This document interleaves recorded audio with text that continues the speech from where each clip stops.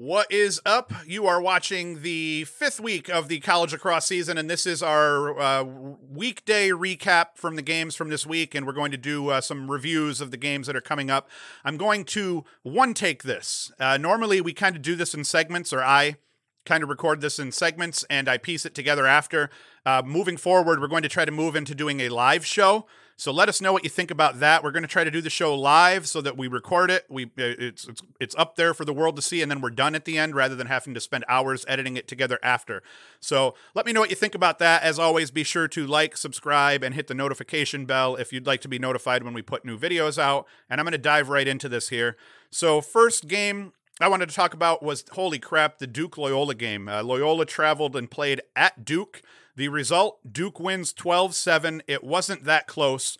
It was 11-3 going into the fourth quarter, and Loyola outscored Duke in the fourth quarter 4-1 to kind of chip back into it. Stover for Loyola, he did not play that bad. He ends up with 15 saves versus 12 goals against. Once Loyola went into that zone late, they settled, and instead of giving Nakai Montgomery 8-yard step downs, they started forcing Duke to shoot outside a little bit more, and they probably are wishing they did that from the beginning of the game, and that's where Stover stepped up and played a little bit more solid. Story of the day, though, Duke's defense. They hats off to the Duke defensive coaching staff and Coach Danowski, because I had said that we weren't going to see another team play Loyola that tough defensively after the Towson game, and I was wrong. Duke executed a very similar game plan to Towson flawlessly. It involved covering Pat Spencer tough man-on-man, trying not to slide to him too often, but being ready to go to disrupt where necessary. Sticks were up all over the field to try to cut down his passing lanes, and that was very effective as Duke knocked down a lot of passes on the day. They played incredible off-ball defense despite having to play incredible help defense at the same time. And what we saw was where teams can put a tough player on Pat Spencer and where that player matches up well against him, teams can neutralize him to a degree. You're never going to take him out of the game, but they did as well as you could ever expect. He ends up with just a goal and 2 assists, so that was huge. The other story was Lindley. Lindley for Loyola, he had been tearing it up for Loyola off ball. He doesn't even get a shot in this game until inside 9 minutes left in the fourth quarter. So they quieted Lindley down. So that was one of the things Towson was able to do. They were able to shut Loyola down, but they gave up a lot of off-ball goals still, and in this case it was Chase Scanlon. Chase Scanlon probably benefited a little bit from the attention paid to stopping Spencer and then stopping some of the off-ball guys. Scanlon goes for 3-2. Is there a better young guy playing lacrosse right now though than Chase Scanlon? In the telecast, I think it was Kark was trying to compare him to Lyle Thompson, and as Kark said it, he was all excited, like, you know who I want to compare him to? And I was thinking in my head right away, he's going to say Jeff Teat, because I've already thought that about Scanlon. The hair, I think he has Teat's haircut from last year. The way they carry their stick, just the way they can score goals or feed depending on what you give them. I think Scanlon reminds me of Teat, but he's an incredible lacrosse player. Duke, offensively, incredible. Nakai Montgomery, 4 goals, mostly just sniping from outside. I think his first goal was the kind of coming up underneath and going, sticking one close, burying one tight. And then his other goals were just sniping from outside. Step-down shots from 10 yards. You cannot give that kid a step-down shot from 10 yards. And they talked on the telecast about he had troubles elevating. He needs to start learning to elevate his shot a little bit. But holy crap, he's got a cannon on him, and I haven't seen a guy just bury shots low. It's not like he's bouncing them in past goalies. He's just burying them low. Ryan Powell likes to always say he gave him the high hard one when he's doing Syracuse games, and he doesn't give guys the high hard one. He just buries shit low on goalies, and it's painful to watch for goalies because they can barely get down on the ball. Now later in the game, as he was taking those 12 14-yard shots, Stover made a save or 2 on him where he maybe should have buried it high. But either way, Nakai Montgomery, incredible game, 4 goals. Joey Manown, 4 goals. Brad Smith is starting to look like himself. He went 2 and 3 on the day. On Manown's goals, they were tough. He let the game come to him. That was one of the things Danowski had commented on, and he scored his goals, picking up ground balls off the deck, catching really tough to catch feeds on passes that were, dealt to him through multiple defenders' sticks. And those are the hardest as an attackman to catch, is when you're standing there waiting for a pass to come through a defender's stick and you don't know if it's going to get tipped. So he had a great game. Stories of the game, Turner Upgren, when Loyola did get their few shots because the Duke defense held Loyola to only 22 shots, 17 on cage. Upgren turning out 10 saves on 7 goals against is incredible. 17 shots faced, and he comes up with 10 saves, and that was huge for Duke because every time Loyola would try to dig back into it, Upgren comes up with a save. Duke, there was 2 occasions where Upgren came up with a big save, and then Duke went down the other end and ended up getting a goal out of that possession. And, instead of letting them chip away at the lead and get back within a goal, Upgren save turns into another Duke goal, and that's how this kind of perfectly snowballed out of control for Loyola. The Duke defense executed that game plan flawlessly. They won the ground ball battle, the loose ball battle, I should say, on the defensive end, because they knocked a lot of balls down and then came up with those loose balls and took off upfield. They won the game between the boxes. They out-ground balled Loyola. I think they almost doubled them up. It was 30-18 or some crap like that. So that was huge. Duke's at 6-1 now. I believe that's, a 5-game win streak for Duke now. Loyola sitting now at, I believe they're 4-2. So incredible game from 2 of the top teams in the country. If they played this game again tomorrow, don't think for a second it would go down like this. It could, but Loyola could flip the script if these teams face each other again in the playoffs. Loyola could just as easily flip the script and do this to Duke. They have to shore some things up defensively for sure, but let's not pretend like this was Duke just dominating because they're the better team. They dominated because they had a better game plan, it would seem, going in. They executed their game plan more effectively, it would seem, and they got a huge day out of their goalie. On the flip side, Loyola came out. They didn't have a lot of energy. When you look at the ground ball numbers and the shots on just the shots in general, 22 shots. I think Duke doubled them up on shots, almost doubled them up on ground balls. That's huge, and that tells me that it feels like one of those weekday losses. As a coach, when I coached at Broome, if you were going to get upset by somebody, it was probably going to come on a Tuesday or a Thursday game for some reason. It just seems like if you're ever going to play an off game, those would always come during the weekdays, and the weekends just have a better flow to them. So there's a lot less playing down, I think, on weekends. So I don't know if that was what it was, but it was a freaking incredible game to be certain. Now let's get to the next one.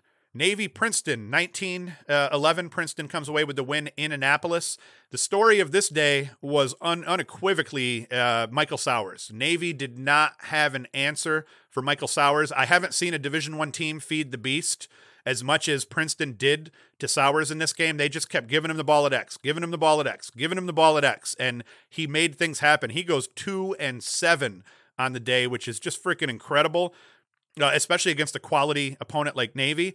And even more importantly, he ends up having the ball that much. When you touch the ball that much, you're expected to turn the ball over 3 to 5 times without, anyone being mad at you. He has 0 turnovers from what I understand on the day. I don't know if that's the official stat in the end, but that was one of the things that I had heard was 2 goals, 7 assists, touched the ball on almost every possession multiple times, 0 turnovers. So that says a lot about the junior out of Princeton. He's one of my top 3 attackmen. I've been praising him all season, and I'm excited to see them get into more games. They've only played 4 so far. Princeton's attackmen, though, are brutally tough. Codroy goes 5-3. Phil Robertson goes 5-0. Chris Brown goes 2-4. So they've got weapons, but that 3-man attack unit is as tough as any in the country that Princeton puts up. So you have to be able to cover them 3 deep. You got to cover someone who will end up being a Tewaarton finalist in Sowers, and then I believe it's Brown is the other attackman. I mean, either way, they are a brutal cover, and they're going to be tough for teams. 2-2, it's like, well, how good are they? Well, they've played some tough games, man. They lose to Virginia. That's not a bad loss. So Princeton's going to be great, but Michael Sowers is a monster, and I can't say enough good things about him. The next game that I wanted to talk about, it wasn't a great game. Georgetown Furman. I only wanted to talk about them because Georgetown is sitting at 5-1 right now. So they're handling their business and they're playing well against tough teams. So Caraway, he goes 5-2 against Furman. Buccaro, who I think is their best player, he's their leading scorer at least. He goes 3-3. But what they're proving is that, let's say Buccaro only goes 1-2. Caraway is going to put up 5 or 6 points. That is. So Georgetown has a solid supporting cast. They're deep in terms of who can hurt you on any given day. So that's going to make them a dangerous team moving forward. But I just wanted to talk about them mostly because they're sitting at 5-1 right now, and that's tough. The next one I wanted to talk about. Albany hosting UMass, and they go down 14-8. This apparently surprised people, and I'm not the least bit surprised at that outcome. I fully expected UMass was probably going to win this game. UMass is tough. They played who was it? Yale. Tough, and they're sitting at 2-3. It doesn't look it right now, but let them get into their league play, and I think that you'll see them finish slightly above 500. So they're a solid team. And Albany is going to struggle. You cannot lose a player like Connor Fields that was such a huge part of that offense. He was a huge reason why Nanticoke put up so many points last year. Not that Nanticoke isn't capable, but when you got a guy like Connor Fields, even a gimpy Connor Fields, which is what Albany had last year, that frees a lot of guys up and gives them a lot of space. So I wasn't surprised at the outcome. Albany at 1-3. I feel like they'll still be okay. But they're probably going to be 1-4 after this weekend because they have Maryland coming, but not a surprising outcome. 14-8 UMass. That was about what I would have expected. I was thinking maybe 14-10, 14-11, somewhere in there. So Albany's going to struggle, but they will eventually figure out life without Connor Fields. And they'll I think once they get into America East play, you're going to see them, tighten things up, so to speak. Next up, we want to get into the games that are now coming up this weekend. So I'm going to keep this a little bit shorter. One thing I want to see, can Mount St. Mary's get another win? They played Towson tough. I think they may end up being a tougher team. I think that might be a low-level team that you see pop into the mid-level this season a little bit. So they interested me a little. Towson is playing at Jacksonville this Friday. What we're going to see is both Cornell and Towson each play Friday night. Now, Cornell's testing themselves a little bit more. They're playing Penn State in the nightcap tonight. I was hoping it was at Cornell. I had hit a buddy up and said, hey, let's go to that Cornell Penn State game, only to realize it's being played in North Carolina. But Penn State Cornell is the big cat game tonight, and then Towson plays Jacksonville tonight. What we're going to see on Sunday, which is going to be the biggest game of the weekend, probably, even though to me it doesn't feel like it, is Cornell and Towson play this weekend also. So that'll be huge. Two huge games for Cornell this weekend, and two, games for Towson nonetheless.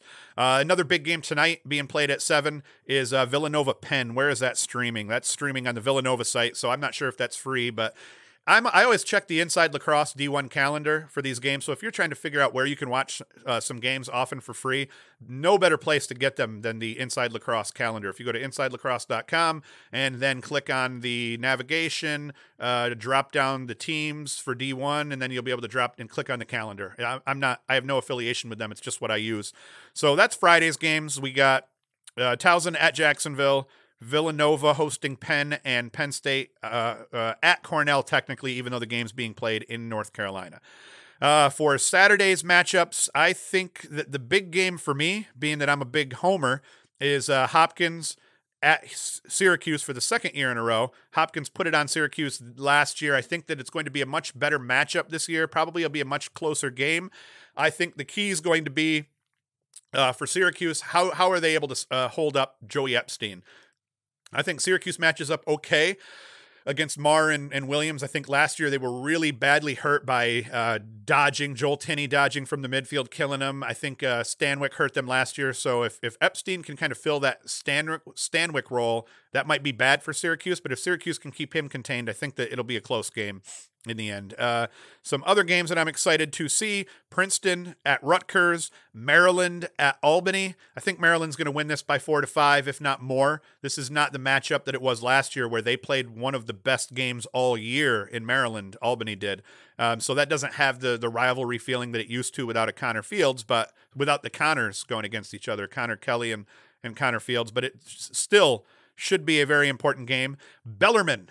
Matty, yes, I got it right. Bellarmine at Utah. And I'm only curious about this game because that's a winnable game for Utah. And I believe they're sitting at 3-3 right now. So can Utah in their first year make noise and start beating these mid-level, lower-level teams right off the bat? Yes. Yes, I think they can, in fact. And then the nightcap, I believe this game's being played on the West Coast. is Denver at Notre Dame. I think that it's being played at a neutral site somewhere in California. That's at 10 o'clock tonight. I believe it is streaming somewhere. You might have to pay for it, but that's going to be another big game. Notre Dame coming off their win over Maryland, and Denver coming off a win or a loss to North Carolina. I can't remember now. I think that Denver beat North Carolina at North Carolina. See, this is what you're going to get when we do the live show from now on, is every once in a while I'm going to say something stupid and get stumped. We move on to Sunday's games. Brown at Virginia. That's always an interesting matchup. Michigan at Yale. Yale's got a nice little home stretch here where they can get themselves back, back on the winning path, and they'll have a very good chance to do so against Michigan. But that'll be an interesting matchup to see again, because Yale defensively has been pretty bad. They've been dominating faceoffs and still playing close games. So Yale hasn't figured it all out yet, and Michigan's no slouch. So that'll be an interesting one. Big game. Some are calling this the biggest game of the weekend, but actually, this is weird. So this must be another one of those games. I'm just realizing this. Towson plays Cornell on Sunday, and Penn State plays Jacksonville. So this is obviously a 4-game series, or a 4-team series being played down in North Carolina. So they're just swapping opponents and playing on Friday and Sunday night. So some are calling the Cornell-Towson game the biggest game of the weekend. I'm not, just because it doesn't feel like it. Even though Towson is number 1, and I think Cornell's number 2, I don't think Towson's the best team in the country, and I don't think Cornell's the second best team in the country. I do think they're both top 6, top 7. I think that Towson 100% deserves their number 1 ranking. They have the best resume right now, and you can't argue with that. They're both undefeated, both have a quality win. Well, Cornell doesn't really, but Towson has a couple of quality wins. So to me, it doesn't feel like the biggest game of the weekend, even though I'm a Cornell fan, and it is huge. So there's that. I'm just being honest. But yeah, Penn State plays Jacksonville, so I think Penn State will put it on Jacksonville pretty heavily. So that is the weekend of games that you are about to watch. And one other thing, I'm going to start answering questions at the end of every show too. And one of the questions is, what's with my wardrobe? I don't put a whole lot of thought into what I wear when I do these videos. I'm suspecting at points I might even wear the same hoodie back to back. And the reason I wear these same hoodies over and over and over again is because my office is cold. And my desk is up here, so I have this all set up in the corner of my office, and my office is cold. And I have 4 or 5 hoodies in my rotation, like any normal guy. If you're a man and you have more than 5 hoodies in your rotation, you're at least, a metrosexual male. Not that there's anything wrong with that, but I've got 5 hoodies that I like to wear, and I wear 3 of them more than the rest, and it's cold.